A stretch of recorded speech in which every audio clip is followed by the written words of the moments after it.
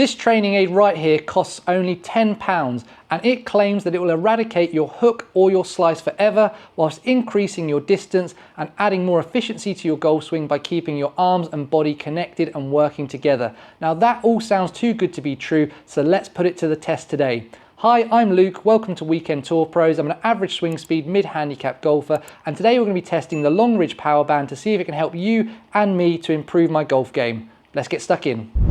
So when I got the power band through the post, it came with the power band itself in the box and a little instruction leaflet. Actually, I had a little flick through it and it's quite good. It gives you some instructions on how to put the device on and also some checkpoints to look out for when you're using this when practicing and some kind of checkpoints at different parts of the golf swing. And for most training aids that I've tested, I think this is pretty good that you got this in it. It's pretty good quality actually for the price point that it was at as well. And it will be helpful to people that are particularly new to golf and maybe not as aware of their golf swing.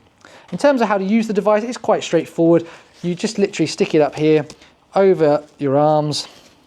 And the idea is that you want to wear it just above your elbows, just on the inside of your biceps. And as soon as I stick it on, it does feel like it's already wanting to pinch these two arms together. Now I'm about 5'10", weigh somewhere in the region of about 11 stone, 70 kilos. And as a result, I'm not necessarily the biggest guy in the world, but I therefore think it is going to be suitable for a whole range of golfers because there's certainly lots of space in here if you've got bigger arms than me or you're a bigger gentleman than me.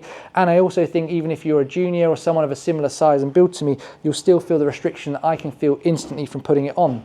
Now what we're going to do in the video is I've already hit some shots for benchmarking purposes with a pitching wedge, which you can see on screen right now, and I've captured some data from TrackMan. What we're going to do now is I'm going to hit some shots and give you my instant feedback, my first ever shots using this device, and talk to you how it feels and see how it's instantly changing the numbers in my swing. We'll then take the device off and see if I'm able to maintain those feels afterwards and continue to hit some good shots with it, because that is the most important thing with a training aid, right? Is that you can take it off and remember those feels and take them out onto the golf course with you. At the end of the video, we'll then go in and have a little deep dive on all that TrackMan data and just see if the feelings that I've had in the bay are backed up in the data that my swing was changed by using this device. Now this is going to be the first time I use it. I'm only going to hit shots for sort of 10 or 15 minutes or so, of which you'll see a subset of. So this isn't going to be the biggest data set possible, but it'll be really interesting to see if we do see some instant changes, and that might give you the confidence to make the purchase. Right, this is my first shot. I'm just going to try by starting off by just hitting a little half swing with it, and we'll then get some confidence and try and build up to hitting some full shots as well. I'm going to try and maintain all of the other feels that my coach has told me and just see how it controls my arms and stops some of the swing flaws that I've got, particularly in transition.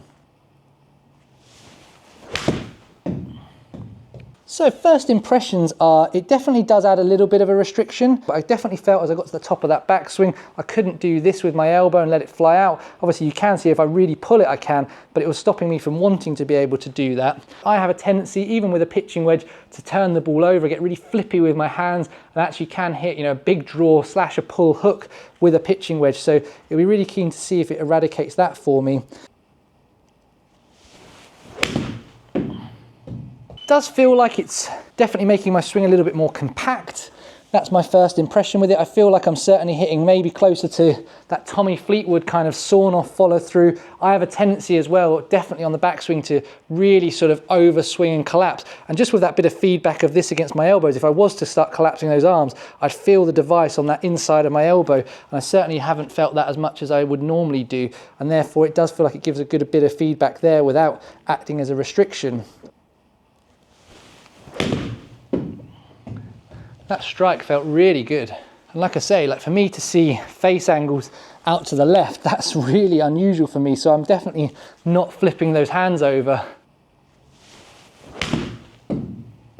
Quality of strike with it feels good. It definitely feels like I'm delivering some good strike. And like I say, we're consistently seeing that I'm not flipping those hands over it. So it's definitely doing something to my swing.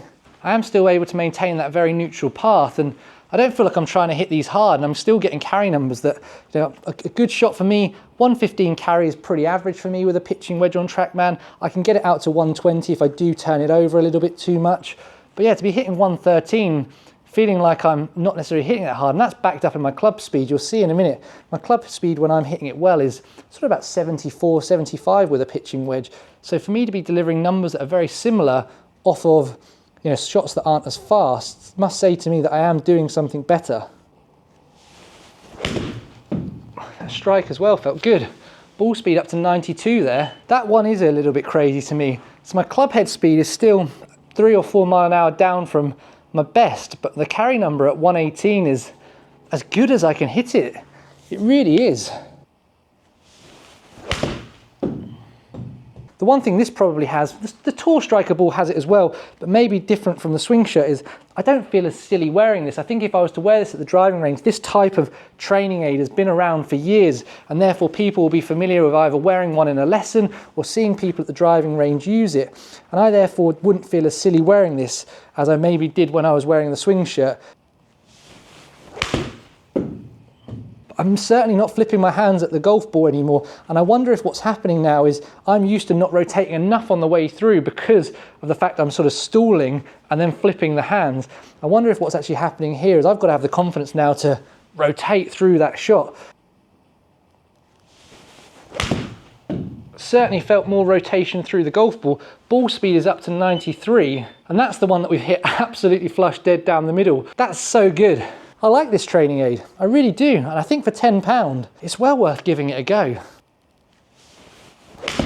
The thing that's really interesting is how confident I'm getting with it so quickly.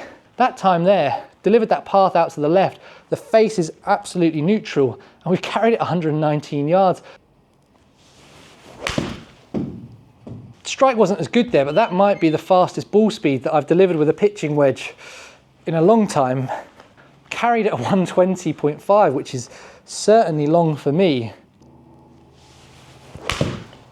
Right, time to take the device away and see if I can maintain those feels and deliver some numbers that were better than the baselining that I had at the beginning. Right, just before we start hitting some shots, the one thing I would say is it does feel quite itchy on your arms, and as I've taken it away I can see a little bit of redness, particularly around kind of where it is just on the elbow joint for me. So definitely would recommend, it's not the most comfortable thing, particularly if you've got sensitive skin. Maybe do try and wear it with either a base layer underneath if it's warmer, or if you've got a jumper, put a jumper on first just to stop that happening. It wasn't that bad at the time, like it wouldn't stop me from using the device, but I certainly think after maybe 20 shots you'd probably want to take it off for a little bit because of that. But again, we're talking about a device that's £10. If it means I've got to wear a jumper or base layer underneath it, then I'll certainly be willing to do that. Right, now this is the magic moment. What happens after we've taken it away? Can I maintain some of those feels and then still deliver some good shots? Strike wasn't as good, you could hear that straight away, but interestingly, first shot out of the gate, I have delivered that face wide open. That one felt a lot better. Path was neutral, face was still open a little bit. Again, not closing it down and therefore not flipping it. I've just got to make sure that I deliver it neutral, so really try and turn through it. Strike was great there. Again, I'm convinced I've left the face miles open. Yeah, even more open than I was when I was wearing the device. So that is one thing, it certainly eradicated my flip. I did say it would eradicate my hook. The problem is it's probably given me a slice. That's quite comical, really. A little bit more neutral though. Face is still open a couple of degrees more than we would like it to be, and I haven't certainly been able to hit the big hook since I've taken it off. That's probably the most interesting thing. That one might be hooky. I've really tried to hook it. That's unbelievable. I was convinced that was going to hook because I really, really tried to hook it. Interestingly, that's again ball speed back to what we saw with the Power Band on at 94 miles an hour. We carried it at 120.6, which is as good as you're ever going to see. I just can't. I can really feel my hands through impact staying the other way. Look at that, that's me trying to hook it. It's got a hook. Surely I've done it. That's unbelievable. That's such a good one to finish on. The really interesting thing about this now is my feeling of hooking it, which I'm normally scared of scared of anything that starts right and goes right. I really have to feel like I'm hooking it after taking that training aid away, and look what happens there. Path and face, 0.4 degrees left, so from the inside, face is almost on an identical path. Carried at 121. It's landed 9 inches left of target. It's the golf shot, it's a tap-in birdie. Right, so I think we've captured enough data there. What we're going to do now is go home and just have a little look at all of that TrackMan data side by side. You saw me in the bay there getting actually a little bit frustrated that I wasn't able to deliver my old move, and that in itself is a good thing because I really couldn't close that face down. And as soon as I really tried to hook it, that's the result. Now let's go and have a look at that TrackMan data and see if it's as good as I'm feeling after hitting that one right there. Right, before we dive into the data, it's just worth noting that the data set in the middle whilst I was wearing the power band includes all the shots, even the first couple when I wasn't swinging at full speed. So that's why the carry distance in that batch of shots is a fraction lower on average. Now in the bay, the main data point I kept referring to was the change to my face angle, and as you can see during and after using the power band, it did change quite drastically, from 3.6 degrees closed beforehand to 1.5 degrees open during and 3.3 degrees open afterwards. Now whilst I think that's too open for my liking, the key thing to highlight here is just how much this device helped change my swing in the space of a few shots, and as we said in my case, I'd now need to get the confidence to rotate better and neutralise everything out like we saw towards the end. Also interesting to see was how my spin rates went up during and after using the power band, probably again due to that change in face angle. The difference between before and after was an increase of 10%. Next up, you'll also notice that my angle of attack increased whilst wearing the power band to 2.4 degrees down. And although it went back up slightly after removing it to 1.9 degrees down, there was still a bit of an improvement versus before. Finally, and once again I think this is due to that change in my face angle, you'll see that my launch angle, peak height and land angle all went up during the use of the power band and then again after removing it. As a low ball flight player always looking for more of these data points, it was positive to see. Just to wrap up, I want to show you how my dispersion was throughout. Now you could argue that my pattern was slightly tighter before, however I think if you give me more time using the power band, I could make those during and after patterns a lot tighter too.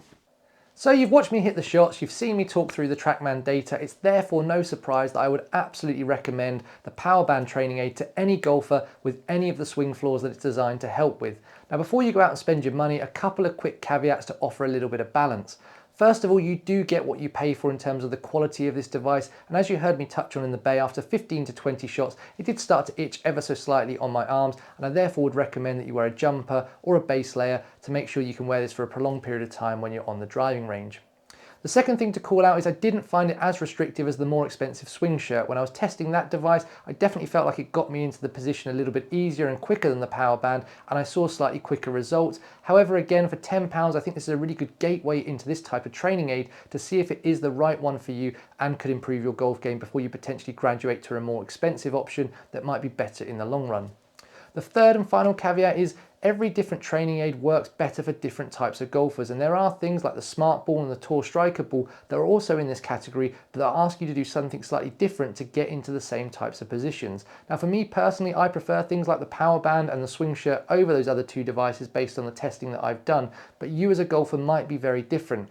Again, I do think this is definitely worth giving a go in the first instance though, because of the price point that it's at. Even if it isn't the right one for you, there'll be very little regret spent by only spending £10 on this device.